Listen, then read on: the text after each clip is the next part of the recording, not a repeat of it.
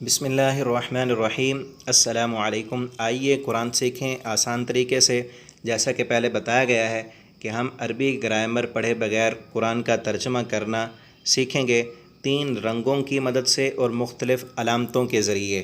یہ کتاب ہے معلم القرآن، اس میں 15 سبق ہیں اور ان 15 اسباق کے اندر قرآن کے اندر استعمال ہونے والی مختلف علامتوں کی وضاحت کی گئی ہے۔ یہ 15 اسباق انشاءاللہ 15-20 دن میں ہم انہیں کمپلیٹ کریں گے اور علامتوں کی پہچان حاصل کریں گے۔ ان علامتوں کی پہچان کے بعد مختلف رنگوں کی مدد سے ہم خود سے انشاءاللہ قرآن کا ترجمہ کرنا سیکھ جائیں گے۔ آج ہم پہلا سبق پڑھیں گے، سبق نمبر 1، کلمہ۔ کلمہ، اس کی تعریف یہ ہے کہ زبان سے نکلنے والے ہر بامعنی لفظ کو کلمہ کہتے ہیں۔ ہر بامعنی، بے معنی لفظ جو اسے کلمہ نہیں کہتے۔ اس کی 3 اقسام ہیں۔ نمبر 1 اسم، نمبر 2 فعل اور نمبر 3 حرف۔ اسم وہ ہے جو کسی شخص، کسی حیوان، کسی چیز یا کسی جگہ وغیرہ کا نام ہو یا صفت ہو۔ مثلا محمد صلی اللہ علیہ وسلم، یہ آپ صلی اللہ علیہ وسلم کا نام ہے۔ کتاب، شاعر، مکہ المکرمہ جگہ کا نام ہے۔ جنت، یہ بھی جگہ کا نام ہے۔ قلم، یہ ایک چیز کا نام ہے۔ فاسق، یہ صفت ہے کسی کی، بری صفت ہے، اللہ تعالی ہم سب کو اس صفت سے محفوظ فرمائیں۔ کافر، یہ بھی صفت ہے، کفر کرنے والا۔ ناقۃ، اونٹنی، یہ بھی حیوان کا نام ہے۔ بقرۃ، گائے، یہ بھی حیوان کا نام ہے۔ مسلمان، یہ شخص کا نام ہے، انسان کا نام ہے۔ ذباب، مکھی، یہ بھی ایک حیوان کا نام ہے۔ اس کے بعد دوسری قسم ہے فعل، یہ لکھا ہے فعل۔ آگے اس کی تعریف ہے، جس کلمہ سے کام کے ہونے یا کرنے کا پتہ چلے، کام کے ہونے یا کام کے کرنے کا پتہ چلے اور کوئی زمانہ بھی اس میں پایا جائے۔ اسم میں زمانہ نہیں ہوتا اور فعل میں زمانہ پایا جاتا ہے۔ مثلا نصارہ، اس نے مدد کی۔ آمنہ، وہ ایمان لایا۔ تہدی، تو ہدایت دیتا ہے۔ عبدہ، اس نے عبادت کی۔ خلقہ، اس نے پیدا کیا۔ یقول، وہ کہتا ہے یا کہے گا۔ قال، اس نے کہا۔ اب اس میں زمانہ بھی ہے، کہتا ہے یا کہے گا۔ ابھی کہتا ہے حال میں یا کہے گا مستقبل میں۔ قال، اس نے کہا ماضی میں۔ صدقہ، اس نے سچ کہا۔ نعبد، ہم عبادت کرتے ہیں یا کریں گے۔ یخلق، وہ پیدا کرتا ہے یا کرے گا۔ تیسرے نمبر پر ہے حرف وہ کلمہ ہے جو نہ اسم ہو نہ فعل ہو بلکہ اسموں اور فعلوں کو آپس میں ملانے کا کام دے، اور اگر الگ استعمال ہو تو کوئی فائدہ نہ دے۔ حرف اسم اور فعل کے درمیان ان کو ملانے کا کام دیتا ہے، اور علیحدہ اگر استعمال ہو تو پھر اس کا کوئی فائدہ نہیں ہوتا۔ جیسے فی، اب یہ علیحدہ ہے تو اس کا کوئی فائدہ نہیں ہے، سمجھ نہیں آ رہی۔ اس کا معنی ہے میں، اور ان، بے شک، علی، پر، لیے، ان، کے، بے، سے یا ساتھ، من، سے، لا، نہیں، واو، اور، لم، نہیں، الی، طرف یا تک، لن، ہرگز نہیں۔ یہ علیحدہ علیحدہ استعمال ہوئے ہیں یہ لفظ، تو ان کا معنی سمجھ نہیں آتا۔ یہ اسم اور فعل کو ملانے کا کام دیتا ہے اور پھر ان کا معنی سمجھ میں آتا ہے۔ آگے دیکھیں اسم کی علامتیں۔ کلمہ کی جو پہلی قسم ہے اسم، اس اسم کی بنیادی 2 علامتیں ہیں۔ نمبر 1 الف لام اور نمبر 2 تنوین۔ تنوین 2 زبر، 2 زیر اور 2 پیش کا نام ہے۔ جس لفظ پر 2 زبر ہوں، 2 زیر ہوں اور 2 پیش ہوں، ان 2 زبروں اور زیروں اور پیشوں کا نام جو ہے وہ تنوین ہے۔ اور یہ 2 بنیادی اسم کی علامتیں ہیں۔ پہلی علامت ہے الف لام۔ یہ علامت ہمیشہ اسم کے شروع میں آتی ہے اور اسے خاص کر دیتی ہے۔ الف لام کا عربی میں وہی تصور ہے جو انگلش میں دی کا تصور ہے، اسے دی بھی پڑھتے ہیں اور دا بھی پڑھتے ہیں۔ عربی میں اس کا انگلش زبان میں جو دی یا دا کا تصور ہے، عربی میں اس الف لام کا بھی وہی تصور ہے۔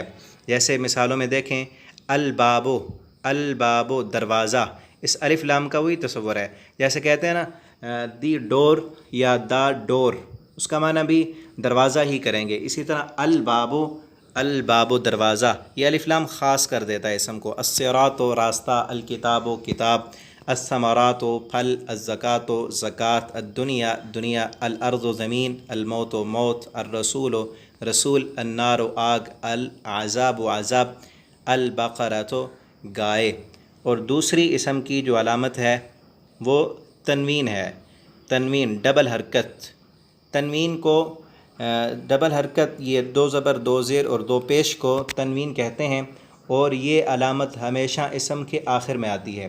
الف لام جو ہے وہ اسم کے شروع میں آتا ہے، اور یہ علامتیں تنوین اسم کے آخر میں آتی ہے، اور اس کا عام ہونا ظاہر کرتی ہے۔ الف لام اسم کا خاص ہونا ظاہر کرتے ہیں، اور تنوین اسم کے عام ہونے کو ظاہر کرتی ہے۔ اور تنوین کا عربی میں بالکل وہی تصور ہے جو انگلش میں اے کا تصور ہے۔ مثلا برقن بجلی، قوم قوم، یہ عام کر دیتی ہے، عام بجلی۔ جب ہوتا نا البرقو تو اس کا مطلب ہوتا خاص بجلی۔ یہ الف لام نہیں آیا بلکہ آخر میں تنوین آئی ہے تو عام ہو گیا اسم۔ بجلی، قوم، الثمر، یہ الثمرہ تو ہوتا تو خاص پھل، اور ثمرتن ہے تو پھل، عام پھل۔ منافقن منافق، جنتن باغ، سحرن جادو، بناءً چھت، ماءً پانی، رسول رسول، کافرن کافرن یا کافرن کافر، سماءً آسمان، نور نور۔ یہاں ضروری نوٹ دیکھ لیں، الف لام اور تنوین جس لفظ پر بھی آئیں وہ یقیناً اسم ہوگا۔ الف لام اور تنوین یہ علیحدہ علیحدہ آئیں گے۔ جس لفظ پر الف لام ہو یا جس لفظ پر تنوین ہو وہ یقیناً اسم ہوگا، اور یہ دونوں علامتیں ایک اسم پر ایک ساتھ لانا درست نہیں ہے۔ مثلا الکتابن کہنا غلط ہے، یا کتابن کہیں یا الکتاب کہیں۔ الف لام اور تنوین دونوں علامتیں ایک ہی اسم پر نہیں آتی۔ آگے دیکھیں اسم کی پہچان۔ شروع میں الف لام اور آخر میں تنوین کے علاوہ وہ لفظ جس کے آخر میں گول تا ہو یا الف تا ہو وہ بھی اسم ہوتا ہے۔ مثلا لیلۃ، قلیلۃ، آیات، حسنات، ظلمات، حدیقۃ، رحمۃ، السماوات، السیئات، مؤمنات، جنت، کلمۃ، فاسقات۔ آگے کلمہ کی جو دوسری قسم ہے وہ فعل ہے۔ فعل کی پہچان، فعل کی پہچان، اگر کسی لفظ کے شروع میں یہ 5 علامتیں ہوں، یا، تا، الف، نون اور قد، یا اس کے آخر میں تا پر زبر یا تا پر زیر، تا پر پیش یا تا ساکن، یہ 4 قسم کی تا ہو گئی، اور نون مشدد میں سے کوئی علامت ہو تو وہ عموماً فعل ہوتا ہے۔ مثلا دیکھیں یعبدو اور تعلم، اعوذ، نخلق، قد افلح، یہ شروع میں قد آ گیا، اور خلقت، کنتی، ظلمت، کسبت، اور لنسألن، یہ نون مشدد آ گیا۔ یہ سب فعل ہیں، یہ فعل کی علامتیں ہیں۔ شروع میں یہ 5 علامتیں ہوں، یا، تا، الف، نون، قد، اور یا آخر میں جو ہے یہ تا ہو 4 قسم کی، تا مفتوح، تا مکسور اور تا مضموم، اور تا ساکن اور نون مشدد ہو، یہ فعل کی علامتیں ہیں۔ اور تیسری قسم جو کلمہ کی تھی حرف، حرف کی علامت یہ ہے کہ اس میں اسم اور فعل کی علامتیں نہیں ہوں گی۔ جس میں اسم کی علامت ہوگی وہ اسم ہے، فعل کی علامت ہوگی تو وہ فعل ہے۔ اور اگر کسی لفظ میں اسم اور فعل کی علامتیں نہیں ہیں اور وہ 3 حرفوں سے کم ہے تو وہ حرف ہوگا۔ اللہ تعالی ہمیں ان علامتوں کی پہچان دے، اور جس مقصد کے لیے ہم نے یہ کام شروع کیا ہے اللہ رب العالمین ہمیں ہمارے اس مقصد میں کامیابی عطا فرمائے۔ اللہ تعالی قرآن کریم کے نور سے ہمارے دلوں کو منور فرمائے۔